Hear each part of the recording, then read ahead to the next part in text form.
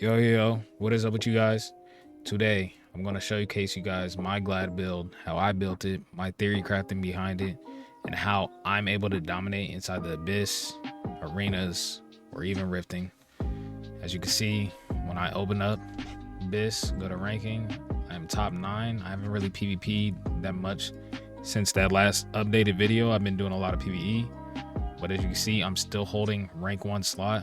I have 1163 kills, 215 deaths, 216 assists. I've died a lot. I'm mainly solo when I'm out there PvPing, right? I have hit rank 1 Gladiator, and I am top 9 within the Abyss. So let's first go over our gear. Right now, I'm rocking Rupture two-handed greatsword. In my in-game Abyss, I'm going to be using a Rage Chromie greatsword. One of the lacking points with Gladiator is that sometimes you might not have enough range to be able to get to your opponent, and maybe your gap closers are down, or they baited out your gap closers for you to be able to get to them. Like if you're fighting a ranger, a good ranger can out-kite you to fucking Africa. So having an enraged Chromie greatsword gives you that extra inch, that extra foot, that extra yard for you to be able to gap close to your opponent, to get back on them, and to be able to stay on them. Okay, so I'm going to go for Enraged Chromie's greatsword. If you guys don't know where that's at, Expedition, Conquest, Fire Temple, this bad boy right here. I believe that it is Abyss. A lot of other people believe that Craft the Weapons Abyss. I think that's a fluke. They both are the same item level, both have the same stats. One has PvE damage tolerance, the other one is extendable weapon. I believe that extendable weapons in this game are Abyss, from talking to AION 1, KR vets, and even the top gladiators on other Korean servers when I watch them play. All right. So weapon wise, my aim is to go for Chromie's greatsword. I have PvP guard, PvP helm, PvP shoulders, PvP chest, unupgraded noble belt. I have Vacron greaves, which will probably wind up getting replaced for PvP pants once I get around to it. PvP gloves, PvP cloak, PvP boots, PvP earrings. I gotta replace this PvE Vacron necklace, but for right now it will do. I will replace it with the PvP neck, Fierce Battle Amulet, 2 PvP rings, the unique bracelet that they gave to us, and Liberator bracelet, and then my PvP runes are level 3 and level 1. So I'm not really that geared. Again, I just recently got this gear score, as you can see right now, 2346. I haven't swiped on the game other than just the subs. That's it. Let's go into the skills now. How I utilize my skills and what I think is the best way to play Gladiator, in my opinion. First, let's go to Leap and Slam. This is one of your main key elements to be able to gap close, for you to instantly get onto your opponent. For my specialties, I have Change AoE skill and pulls enemies in. This right here allows me to, majority of the time, 100% guarantee that I'm able to get a follow-up stun or follow-up CC off after I Leaping Slam. And I also have, as my other specialty, 50% chance to activate Ankle Slice. When I unlock the third specialty, once it's level 20, I'm going to pick up Prepare for Battle effect, because it's 10% extra damage on my Leap and Slam for about 3 seconds or 5 seconds. So that's what I'm using for Leap and Slam. Next key ability is Mocking Blade. Right after I Leaping Slam in, majority of the time, I'm probably going to be Mocking Blading unless I get like an Ankle Slice proc. So Leaping Slam in, I pull them in with the AoE pull skill specialty from Leap and Slam. Instantly Mocking Blade. And as of right now, I am using absorbs 30% damages HP and ignores block and evasion, and lands as a multi-hit. I believe this is very key because Templars and Assassins right now, I don't know if there's other classes that have 100% block, 100% evasion, but right now they have skills that could do that. And if I'm able to penetrate through their block and evasion, they can't do anything. For my third specialty, for Mocking Blade, I'm going to go 2 additional strikes. Some people may not like that because sometimes you might connect to somebody off a leaping strike, right? And you try to Mocking Blade and they back up. And at that point, you're swinging around your sword 4 times. while you have nobody on your sword, right? So the mocking blade's kind of useless and you're kind of sitting there. Some people might want to venture off and try to take +1 knockdown duration. I like additional 2 strikes because I think it does more damage because it's 2 extra strikes. And on top of that, it allows me to give me more time to assess the situation of how they're going to play it. If they're going to trinket, if they're going to do A, B, C, and D off of my mocking blade. And I'm able to adapt and set up more CC stuns or more damage, right? So I like the 2 additional strikes. You could opt out to do the +1 knockdown. For my next skill, I have Crushing Wave. Crushing Wave, this skill is kind of disgusting when you are fighting in clumps, like a 4v4, AVA, or even 1v3, 1v4.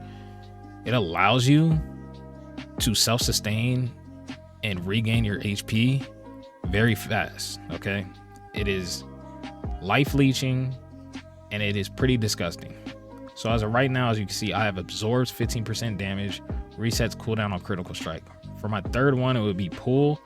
As of right now, what I'm going to do live is take the pull, because if I'm able to pull my opponents in on every time it resets and I get a critical strike every time I hit this skill, I'm able to just make sure that they are in my range for me to keep on capitalizing on damage.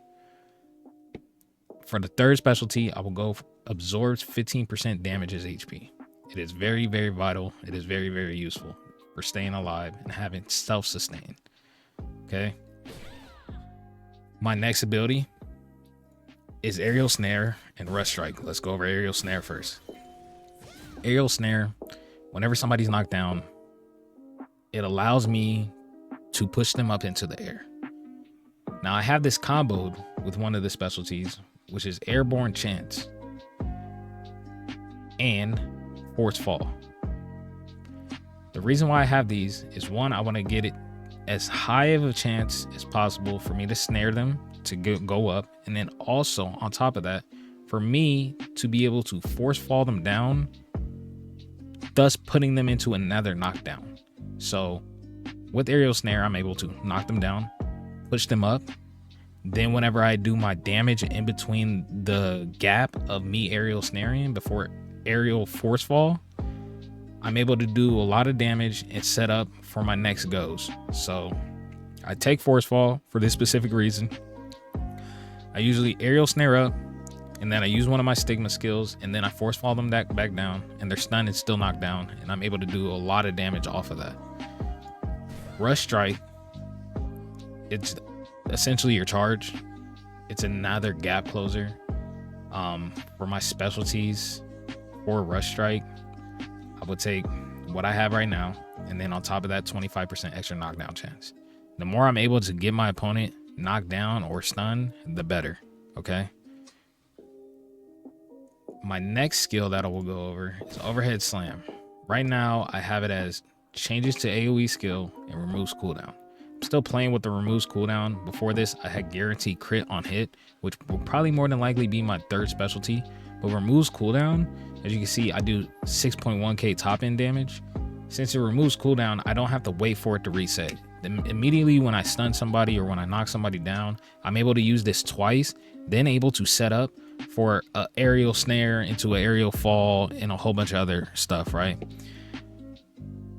The remove cooldown is pretty disgusting. So it's pretty much, I'm using it twice, maybe 3 times on a knockdown, and that's essentially 12,000 to 18,000 damage just on that knockdown alone. And then I have more damage follow up after that. It is pretty disgusting. My next main skill that I utilize a lot is Aerial Snare. Whenever this procs off of a block, or if it procs off a Leaping Slam after I gap close, I'm able to have a potential chance of having another knockdown ability. For my specialties, I'm going to be picking up 30% chance to inflict knockdown, ignores block and evasion, because again, Templars and Rogues are able to have 100% block and evasion. If I could bypass through that, I'll be able to kill them way easier and way quicker.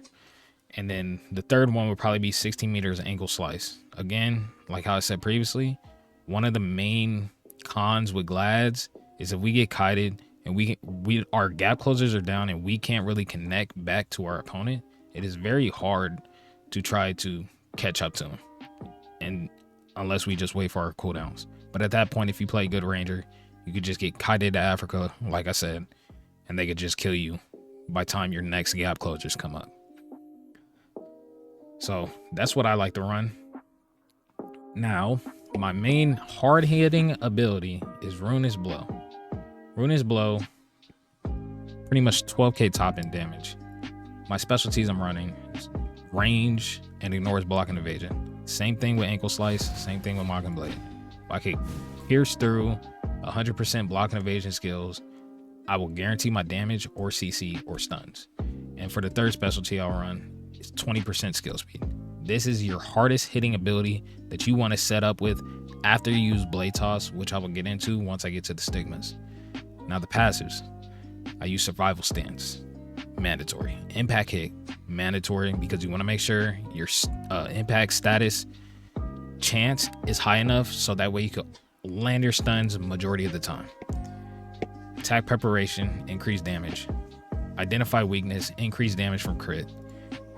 Increase status effect resist from Survival Willpower, mandatory.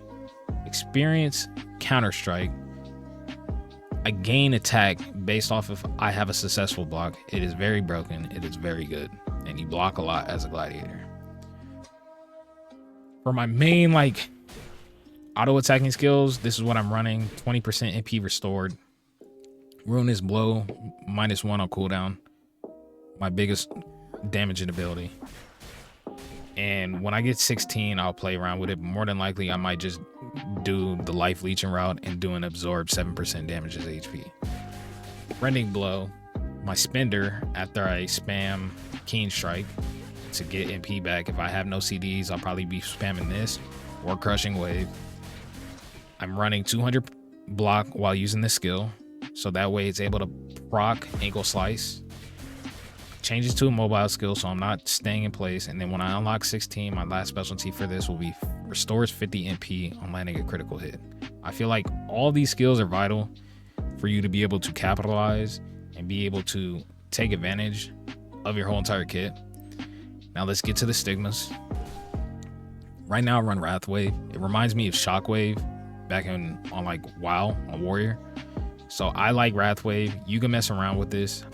I think Ezekiel's Blessing is very good. It's like a Death Wish or Mini Recklessness if you ever played WoW. Or if you want to go more defensive, you could try to push this to 20 or even level 5 really. Impact resist by 50% is increased by 50%. And it's harder for you to get stunned or rooted or knocked down, right? You could go more damage wise with the active damaging skill like Rage Burst as well. And I haven't really tested these two out. I don't like the whole I'm standing still to be able to block something. It's too telegraphed. Wave Armor, I haven't really tried it, but it looks like more of a PvE / off tank type of skill. And Assault Strike, I tried this a couple times. I didn't like it. Just the charge up. We already have our main damaging ability charging up, and another one of our abilities is essentially a whole entire animation. So I want to try to limit the amount of animations that I would have that are more than 1 second. So I don't really like Assault Strike. You could try it out yourself. And you also have Lifestealing Blade. I just think that Wrath Wave is infinitely better because it's still, both of these skills are both load up skills. And yeah, so Wrath Wave, this is like the interchangeable one. You could pick whatever skill you want for your last Stigma to be, but for my opinion, when it comes to the next 3 skills, I think these are priority if you're playing Gladiator and you want to play Gladiator at a high level. Blade Toss is our only range slow. It shreds an extra 10% damage reduction, putting it up to 30% for 5 seconds. And it's also a shattering throw, which breaks protective shields. One of the main things with this game is that you have like Chanters and Templars and even Clerics, I'm pretty sure, that they have shields off of their buffs. And if you're able to shred through all of their stacked shields and all of that, you're able to do a lot of damage and pretty much utilize your kit to exploit their kit. So I love this. This is damn near mandatory. When I get into the combos, I'll pretty much teach you how to use blade toss effectively. Next is tenaciousness. This is just invulnerability. If you don't take this as a gladiator, you are throwing. You are trolling. It literally makes you become invincible for 5 seconds. Once it gets to level 20, when you are affected by impact status, this automatically procs. And I'm pretty sure while reading it like this, it might be a translation error. I'm assuming it doesn't even take the CD of tenaciousness. So if you get stunned or knocked down, it automatically triggers for 5 seconds. Then you could probably more than likely press it again. I have to see once we hit level 20, maybe it does take the cooldown, maybe it doesn't. But if it doesn't, that would be absolutely broken. But regardless, even when you hit level 5 on this, it's 100% incoming heal, restores 20% max HP at the end of the whole entire skill when it's done after 5 seconds at level 10. And then you get an attack boost off it. Like, this is the ultimate buff. This is pretty much Ezekiel's blessing on steroids once you get it to level 15. Now next, I believe that force or strength is also mandatory in Gladiator, just for a simple fact that silences are broken. I wasn't a fan of this because I was using this, Ezekiel's blessing, and rage burst over force or strength at first, and then I got silenced, and I figured, like, okay, I can't do anything for 5 seconds, but that 5 seconds in a close fight feels like 10 seconds while you're trying to spam your skills when you get off of silence, right? Force or strength is very, very vital. Once you get it to level 10, you can ensure that people don't run from you because you minus 1,000 enemy stamina. It takes their whole entire stamina bar away from them, and they cannot run after they get silenced. So that enables and opens up the whole entire gap for you to be able to do your whole entire CC chain over again, and more than likely will kill them. So now let's go into the combos. I'm gonna just do a base combo. You could figure out all the min-maxing yourself and how you could play it, and whatever sneaky little toolkits that you wind up finding out and figuring out while you play Glad. I'm not gonna go fully in depth into that, even though I know majority of like all the little min-maxing that you could do with the kit. But let's go into it. Leaping slam is the first skill to gap close. It's either you can leap and slam, or you could get in combat by keen striking or rending blowing, and then you wind up going into rush strike. Okay, so you could do one of the two. You could go get in combat, use rush strike, or you do leaping slam. Ideally, I do leaping slam straight away. It will more than likely proc ankle slice. If it does, I'll press ankle slice to see if I could get a free CC before I even use mocking blade to try to bait a trinket out. If it doesn't, then it is what it is. So I go leaping slam into mocking blade. After mocking blade, if they don't trinket, then I use aerial snare. I use aerial snare once. I don't spam click it. Ideally, I use it once. After I use aerial snare, I will go into blade toss and get the minus 30 defense reduction from blade toss. After I use blade toss, it will be like the 2 seconds left on the duration of force fall for you to be able to use it off of aerial snare. After I use blade toss, I use force fall, put them back on the ground. I then use overhead slam twice, and I probably have like a second left to cast Ruinous Blade with the 30% defense shred that I just did with blade toss. And I use Ruinous Blow after I overhead slam twice. Okay. Then after I do that, I more than likely will go into Force Restraint.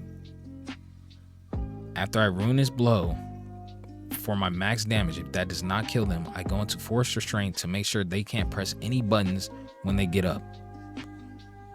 And then after that, I will more than likely dash out, use Rush Strike to try to get another stun proc. And if I do get another stun proc after Rush Strike, I will then use overhead slam twice. And then after they get back up, I will pair it with Wrath Wave. And by that time, a lot of my CDs will be off of cooldown, like Mocking Blade and Leaping Slam and aerial snare. So that's pretty much the whole entire combo. I'll go over it again without full detailed explanation. First ability, leaping slam. After leaping slam, pulls them in. You use mocking blade. After mocking blade, you tap aerial snare once. You go into your stigmas and click blade toss to get the 30% defense reduction. Then you hit aerial snare again to put them back on the floor. After they are knocked down on the floor from aerial snare and force wall, you do overhead slam twice into ruinous blow, into a force restraint. After the force restraint, I go into wrath wave and then overhead slam, and I dash back out between and do rush strike and set up for the whole entire CC chain again. Okay, that's ideally what I do. You can move rush strike ahead, like how I said previously, after force restraint to try to get another stun for free. But if you don't, you could go force restraint and a wrath wave, dash out, rush strike, do the whole combo back over again, because after that whole entire combo, if they're still not dead, your CCs are back up. And that is pretty much the skills, masteries, and passives that I run, and that's how you do the combo. Let's go into my Divinian. This is what I'm running right now for Nezicon. You can take a photo, do all that. Ideally, every board should be full regardless. I have some skills like Sword or Rampage, and a lot of like missing nodes that you see are probably MP, or I just didn't have enough nodes to place it into the board, right? I have Lyzeal, Trinial,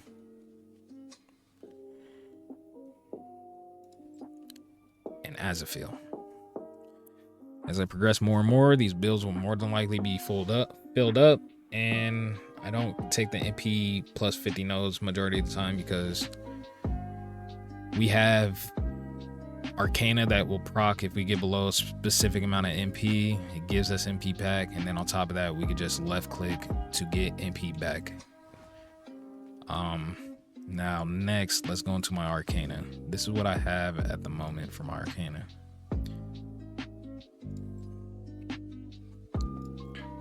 For my Grail Magic, this is what I'm running. Ideally, I want to get all of my Arcana at least gold and blue.